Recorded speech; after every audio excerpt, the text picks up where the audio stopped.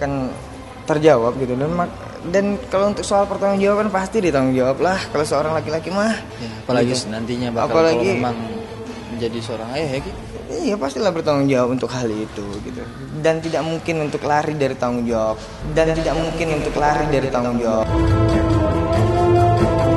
Sekarang udah canggih kok. Jadi terlepas itu semua, apapun nanti hasilnya, Iki sebagai seorang ayah nantinya akan bertanggung jawab penuh. Gak mungkin dong hasilnya ini nih, lihat nih hasilnya begini nih, begini. Gak mungkin dong gitu ya. Apapun hasilnya nanti pokoknya Iki lah ya. Akan bertanggung jawab penuh lah. Nggak lepas dari tanggung jawab itu, apalagi kita seorang public figure dan jadi pandangan sorotan semua masyarakat.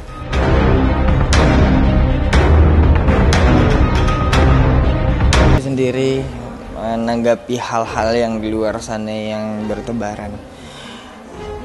Iki juga sendiri menyikapi hal itu dan mengambil suatu keputusan itu pasti ada pertimbangan dan juga pasti ada tanggung jawab di situ. Makanya Iki ya sudah, itu pertanggungjawaban aku gitu kepada Allah juga, dan aku juga tahu agama dan tidak bodoh-bodoh banget lah untuk hal itu, tapi setidaknya paham untuk hal di situ. Tapi beri kita itu untuk kasih waktu untuk berdiskusi aja sih. Apalagi ini kan jejak digital kan nggak bisa dihapus gitu. Jadi memang sudah ada, apalagi kita seorang public figure yang mungkin nantinya jadi contoh juga ya Ki. Jadi ya berharapnya netizen itu rubah sedikit aja pola pandang atau pola pikir. Jangan berpandang kepada kita itu hal yang negatif aja gitu. Sedikit aja putar, mungkin maksudnya pandanglah kita secara positif aja gitu.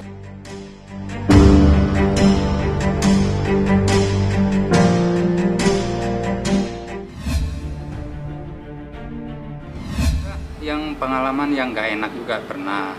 Misalnya pengalaman yang sering si Dede ceritakan, ya pelecehan di panggung, yang sebenarnya yang sedihnya saya sih waktu itu pernah selesai manggung, deh kayaknya Bapak udah jenuh deh kayak gini terus, lebih baik kita Dede nggak usah nyanyi lagi lah gitu. Bapak, saya nggak, ya gimana sih, kan kita nyanyi juga bukan jual body, bukan apa gitu yang negatif bukan, kita nyanyi ya manggung juga jual suara aja sih, yang Bapak inginkan tuh itu, bukan yang aneh-aneh. Dan kebetulan pas waktu itu memang ada yang ya begitulah, namanya juga orang lagi kurang normal, lagi mabuk mungkin, joget yang seronok gitu ya. Pas turun dari panggung saya langsung bilang deh, ya kayaknya mending berhenti aja nyanyi lah, kalau mau ya kita bikin single atau album kayak nyanyi, kayak rekaman kayak ya. Nah, selang 2 bulan 3 bulan ya dari situ ya lihatlah itu di TV ada iklan DA. Nah di situ Dede baru kelas 1 SMP, udah masuk kelas 2 SMP, baru masuk kelas 2 SMP. Nah di situ ngikut audisi. Nah banyak hinaan, cacian lah, yang seperti itulah. Tapi itu tidak dibuat sedih sama aku, karena kalau kita berpikir sedih dan kita itu ya Allah sedih lah utamanya, jadi kapan kita mau bisanya, kapan kita semangatnya. Justru aku itu berpikir aku juga bisa, nggak apa-apa orang seperti itu mah apa ya, mungkin yang ngiri gitu aja. Aku turun di dunia musik, di seni dangdut terutamanya. Dari kecil pun aku aku tuh cuman bisa mau gitu aja, tapi justru nggak dibuat sedih sama aku, karena ya itu aja tekadnya, aku juga bisa kelak nanti. Tekadnya yang pastinya dalam isi hati aku, diniatin dengan benar, dengan tulus, bahwa aku pengen sukses karena Allah Subhanahu wa Ta'ala, dan sukses buat keluarga, terutama buat kedua orang tua. Yang tujuannya dia pengen seperti ini, pengen ngikut audisi itu karena tujuan pengen ngobati saya, itu yang paling mengharukan saya. Terus memang, dan keduanya memang dia udah punya cita-cita pengen membahagiakan orang tua, pengen ngangkat orang tua. Itu sih yang paling mengharukan buat ya kalau masalah pencapaian atau rezeki kan itu ada yang ngatur gitu.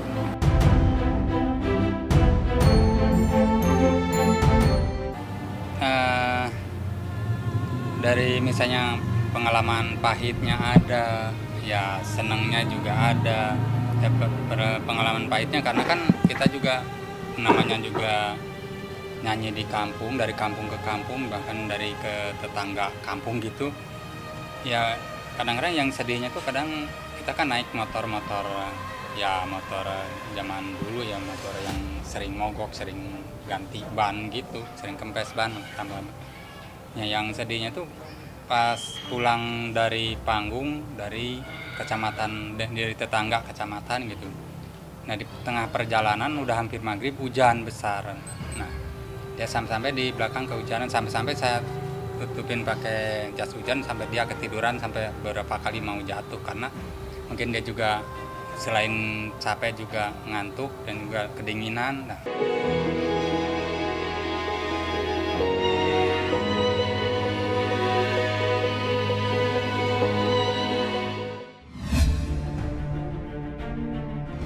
Pengennya gitu, tapi kan ya tergantung duitnya lah, doain aja. Wah, kalau perjuangan sih ya, perjuangan aku sih masih panjang lah. Aku juga di dunia entertain kan dari umur 14 tahun, udah 16 tahun, 17 tahunan ya. Jadi ya masih panjang lah perjalanannya. Nggak ada sih, kalau aku sih nggak ngerti dibilang sukses tuh apa ya, sampai kita mati aja. Jadi nggak pernah ada orang bilang sukses lah kalau kita udah nggak bisa ngapa-ngapain lagi baru. Iya, dia pengennya sih bisa nyimpen otomotif dia gitu di bawahnya gitu. Ya cita-cita dia sih dulu sih cita-citanya ini, tapi kenyataannya ini kayaknya ya udah dia rumah syuting gitu kan. Terus dia pengen punya yang lebih privacy lagi.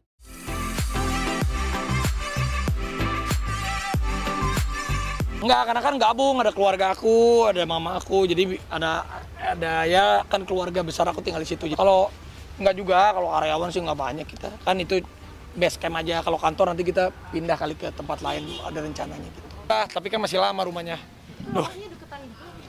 Iya memang mau digabungin semuanya, tapi masih lama lah, belum mulai. Kelar. Wah lama kali 2 tahun. Budget ya secukupnya aja kita cicil. Thank you ya. Ya mohon doanya aja buat pemirsa, mudah-mudahan Raffi bisa membangun rumah impiannya, mudah-mudahan ada rezekinya, didoain ya pemirsa. Terima kasih.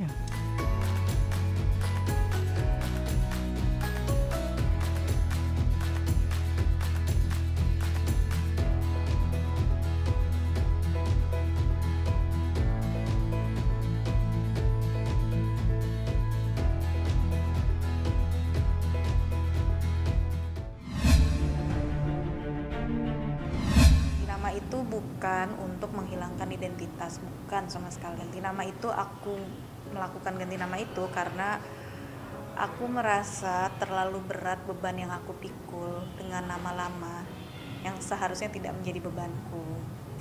Jadi ya lihat nanti aja deh gimana nanti. Nggak usah dijawab dulu deh itu deh. Pasti membuka diri lah buat siapa aja. Kan semuanya berteman dulu. Udah untuk urusan itu jangan dibahas-bahas lagi dulu. Prioritas ya itu kembali untuk bisa beraktivitas normal, termasuk mungkin bekerja, terus ya kehidupan pribadi juga.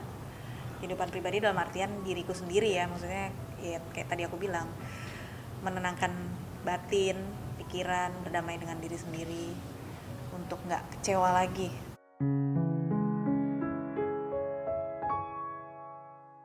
Masih ada trauma, masih ada beberapa hal yang membuat shock dan takut, sedikit-sedikitnya masih ada. Makanya bimbingan lebih untuk ya benar untuk membangkitkan semangat lagi dan untuk meyakinkan diri bahwa ya kondisi di luar itu tidak seseram dan tidak se-ekstrim yang aku bayangkan. Itu memperbaiki mental dan batin dulu, menyembuhkan luka batin semuanya dulu supaya kedepannya jauh lebih tenang ya kan.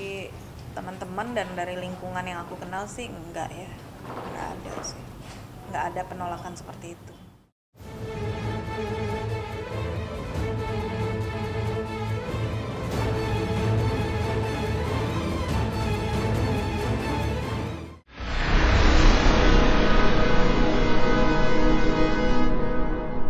Jadi jangan lupa untuk subscribe Cumi Cumi. Ditekan ya tombol lonceng merahnya.